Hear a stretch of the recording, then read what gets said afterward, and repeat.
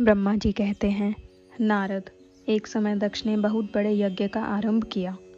उस यज्ञ की दीक्षा लेकर उन्होंने उस समय समस्त देवर्षियों, महर्षियों तथा देवताओं को बुलाया। वे सभी उस यज्ञ में पधारे। अगस्त्य, कश्यप, अत्रि, वामदेव, भृगु, दधीचि, भगवान व्यास, भारद्वाज, गौतम, पैल, पराशर, गर्ग, भार्गव, ककुश, सिद्ध, सुमंतु, त्रिक, कंक और वैशंपायन, ये तथा दूसरे बहुसंख्यक मुनि अपने स्त्री पुत्रों के साथ ले मेरे पुत्र दक्ष के यज्ञ में हर्षपूर्वक सम्मिलित हुए थे। इनके सिवा समस्त देवगण, महान अभ्युदयशाली लोकपालगण और सभी उपदेवता अपनी उपकारक सैन्य शक्ति के साथ वहां पधारे थे। दक्ष ने प्रार्थना करके सदल बदल मुझ विज विश्रिष्टा ब्रह्मा को भी सत्यलोक से बुलवाया था। इसी तरह भांति भांति से सादर प्रार्थना करके वैकुंठ लोक से भगवान विष्णु भी उस यज्ञ में बुलाए गए थे। शिवद्रोही दुरात्मा दक्ष ने उन सबका बड़ा सत्कार किया। विश्वकर्मा ने अत्यंत दीप्तिमान, विशाल और बहुमूल्य दिव्य भवन बनाए थे। दक्ष ने वे ही भवन समागत अतिथियों को ठहरने के लिए दिए। सभी लोग सम्मानित हो उन संपूर्ण भवनों में यथा योग्य स्थान पाकर ठहरे हुए थे। दक्ष का वह महायज्ञ उस समय कनखल नामक तीर्थ में हो रहा था। उसमें दक्ष ने भृगु आदि तपोधनों को ऋत्विज बनाया। संपूर्ण मरुदगणों के साथ स्वयं भगवान विष्णु उसके अधिष्ठाता थे। मैं वेद त्रय्य की विधि को दिखाने या बताने वाला ब्रह्मा बना था। इसी तरह संपूर्ण द्विकपाल अपने आयुधों और परिवारों के साथ द्वारपाल एवं रक्षक बने थे और सदा कौतूहल पैदा करते थे। स्वयं यज्ञ सुंदर रूप धारण करके दक्ष के उस मंडल में उपस्थित था। महामुनियों में श्रेष्ठ सभी महर्षि स्वयं वेदों के धारण करने वाले हुए थे। अग्नि ने भी उस यज्ञ महोत्सव में शीघ्र ही हविष्य ग्रहण करने के लिए अपने सहस्त्रों रूप प्रकट किए थे। वहां 88,000 ऋत्विज एक साथ हवन करते थे। 64,000 देवर्षि उद्गाता थे। अध्वर्यु एवं होता भी उतने ही थे। नारद आदि देवर्षि और सप्तऋषि पृथक पृथक गाथा गान कर रहे थे। दक्ष ने अपने उस महायज्ञ में गंधर्वों, विद्याधरों, सिद्धों, 12 आदित्यों, उनके गणों, यज्ञों तथा नागलोक में विचरने वाले समस्त नागों का भी बहुत बड़ी संख्या में वरण किया था। ब्रह्म ऋषि, राजऋषि और देवर्षियों के समुदाय तथा बहुसंख्यक नरेश भी उसमें आमंत्रित थे, जो अपने मित्रों, मंत्रियों तथा सेनाओं के साथ आए थे। यजमान दक्ष ने उस यज्ञ में वसु आदि समस्त गण देवताओं का भी वरण किया था। कौतुक और मंगलाचार करके जब दक्ष ने यज्ञ की दीक्षा ली तथा जब उनके लिए बारंबार स्वस्ति वाचन किया जाने लगा, तब वे अपनी पत्नी के साथ बड़ी शोभा पाने लगे। इतना सब करने पर भी दुरात्मा दक्ष ने उस यज्ञ में भगवान शंभु को नहीं आमंत्रित किया। उनकी दृष्टि में कपालधारी होने के कारण वे निश्चय ही यज्ञ में भाग पाने योग्य नहीं थे।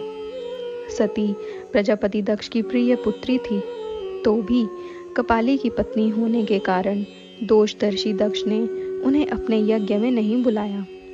इस प्रकार जब दक्ष का वह यज्ञ महोत्सव आरंभ हुआ और यज्ञ मंडप में आए हुए सब ऋत्विज अपने अपने कार्य में संलग्न हो गए, उस समय वहां भगवान शंकर को उपस्थित न देख शिव भक्त दधीचि का चित्त अत्यंत उद्विग्न हो उठा और वे यूं बोले।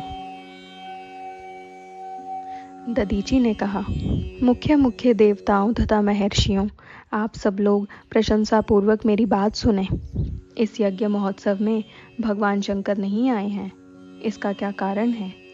यद्यपि ये देवेश्वर बड़े बड़े मुनि लोकपाल यहाँ पधारे हैं, तथापि उन महात्मा पिनाक पाणी शंकर के बिना यह यज्ञ अधिक शोभा नहीं पा रहा है। बड़े बड़े विद्वान कहते हैं कि मंगलमय भगवान शिव की कृपा दृष्टि से ही समस्त मंगल कार्य संपन्न होते हैं।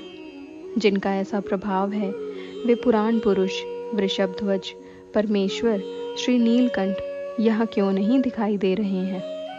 दक्ष, जिनके संपर्क में आने पर अथवा जिनकी स्वीकार कर लेने पर अमंगल भी मंगल हो जाते हैं तथा जिनके 15 नेत्रों से देखे जाने पर बड़े बड़े नगर तत्काल मंगल हो जाते हैं, उनका इस यज्ञ में पदार्पण होना अत्यंत आवश्यक है। इसलिए तुम्हें स्वयं ही परमेश्वर शिव को यहाँ शीघ्र बुलाना चाहिए, अथवा ब्रह्मा, प्रभावशाली भगवान विष्णु, देवराज इंद्र, लोकपाल गणों, ब्राह्मणों और सिद्धों की सहायता से सर्वथा प्रयत्न करके इस समय यज्ञ की पूर्ति के लिए तुम्हें भगवान शंकर को यहाँ लाना चाहिए। आप सब लोग उस स्थान पर जाएं जहाँ महेश्वर देव विराजमान हैं। वहाँ से दक्ष नंदिनी सती के साथ भगवान शंभु को यहाँ तुरंत ले आएं। देवेश्वरों, जगदम्बा सहित वे परमात्मा शिव यदि यहाँ आ गए तो उनसे सब कुछ पवित्र हो जाएगा। उनके स्मरण से, उनके नाम लेने से सारा कार्य पुण्य में बन जाता है। अतः पूर्ण प्रयत्न करके भगवान वृषभध्वज को यहाँ ले आना चाहिए। भगवान शंकर के यहाँ पदार्पण करते ही यह यज्ञ पवित्र हो जाएगा, अन्यथा यह पूरा नहीं हो सकेगा। यह मैं सत्य कहता हूँ। दधीची का यह वचन सुनकर दुष्ट बुद्धि वाले मूढ़ दक्ष ने हंसते हुए रोषपूर्वक कहा, भगवान विष्णु संपन्न देवताओं के मूल हैं, जिनमें सनातन धर्म प्रतिष्ठित है। जब इनको मैंने सादर बुला लिया है, तब इस यज्ञ कर्म में क्या कमी हो सकती है, जिनमें वेद, यज्ञ और नाना प्रकार के समस्त कर्म प्रतिष्ठित हैं। वे भगवान विष्णु तो यहाँ आ ही गए हैं। इनके सिवा सत्यलोक से लोक पितामह ब्रह्मा वेदों, उपनिषदों और विविध आगमों के साथ यहाँ पधारे हैं। देवगणों के साथ स्वयं देवराज इंद्र का भी शुभागमन हुआ है तथा आप जैसे निष्पाप महर्षि भी यहाँ आ गए हैं। जो महर्षि यज्ञ में सम्मिलित होने के योग्य, शांत और सुपात्र हैं, वेद और वेदार्थ के तत्व को जानने वाले हैं और दृढ़तापूर्वक व्रत का पालन करते हैं, वे सब और स्वयं आप भी जब यहाँ पदार्पण कर चुके हैं, तब हमें यहाँ से रुद्र से क्या प्रयोजन है। विप्रवर, मैंने ब्रह्मा जी के कहने से ही अपनी कन्या रुद्र को ब्याह दी थी। वैसे मैं जानता हूँ हर कुलीन नहीं है, उनके न माता हैं न पिता। वे भूतों, प्रेतों और पिशाचों के स्वामी हैं, अकेले रहते हैं। उनका अतिक्रमण करना दूसरों के लिए अत्यंत कठिन है। वे आत्म प्रशंसक, मूढ़ जड़, मौनी और ईर्ष्यालु हैं। इस यज्ञ कर्म में बुलाए जाने योग्य नहीं हैं, इसलिए मैंने उनको यहाँ नहीं बुलाया है। अतः दधीची, आपको फिर कभी ऐसी बात नहीं कहनी चाहिए। मेरी प्रार्थना है कि आप सब लोग मिलकर मेरे इस महान यज्ञ को सफल बनाएं। दक्ष की यह बात सुनकर दधीची ने समस्त देवताओं और मुनियों के सुनते हुए यह सार गर्भित बात कही। दधीची बोले, दक्ष, उन भगवान शिव के बिना यह महान यज्ञ अयज्ञ हो गया। अब यह यज्ञ कहलाने योग्य ही नहीं रह गया। विशेषतः इस यज्ञ में तुम्हारा विनाश हो जाएगा।